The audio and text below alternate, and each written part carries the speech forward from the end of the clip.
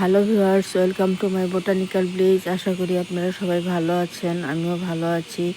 এই যে দেখুন, এটা আমার ইনকা গাঁদা গাছ। প্রথমে ফুলগুলি খুব বড় বড় ছিল, যেহেতু এখন ফুল অনেক হচ্ছে, বেশ অনেক দিন, 1 মাস হয়ে গেল গাছের, এই জন্য এখন ফুলের সাইজ ছোট হয়ে গেছে, কিন্তু গাছ ভর্তি ফুল। এই দেখতে পাচ্ছেন কত সুন্দর, মানে অনেকগুলো ফুল হচ্ছে, একটু ছোট হচ্ছে কিন্তু অনেকগুলো হচ্ছে। এই গাঁদা গাছের মাটি আমি তৈরি করেছি 50% বাগানের মাটি, 30% গোবর সার, 20% কোকোপিট দিয়ে। আপনারা এইভাবে মাটি তৈরি করলে আপনাদের গাছও খুব সুন্দর এবং হেলদি হবে, ফুল অনেক হবে।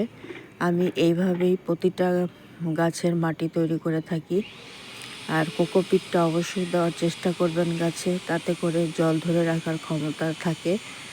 আমি সপ্তাহে সপ্তাহে খোল ভেজানো জল দেই, সপ্তাহে সপ্তাহে নিম তেল স্প্রে করে দেই। খোল ভেজানো গাঁদা গাছের একটা মানে সুস্বাদু খাবার। এটা দিলে ফুলের সাইজ বড় হয়, কালার সুন্দর হয়, সঠিক কালার আসে, ফুলও সঠিকভাবে বাড়ে।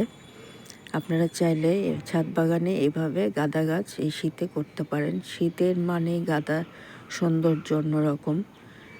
ভিডিওটি ভালো লাগলে প্লিজ সাবস্ক্রাইব করবেন, সাবস্ক্রাইব করে আমার পাশে থাকবেন। আজকে আসি, টাটা।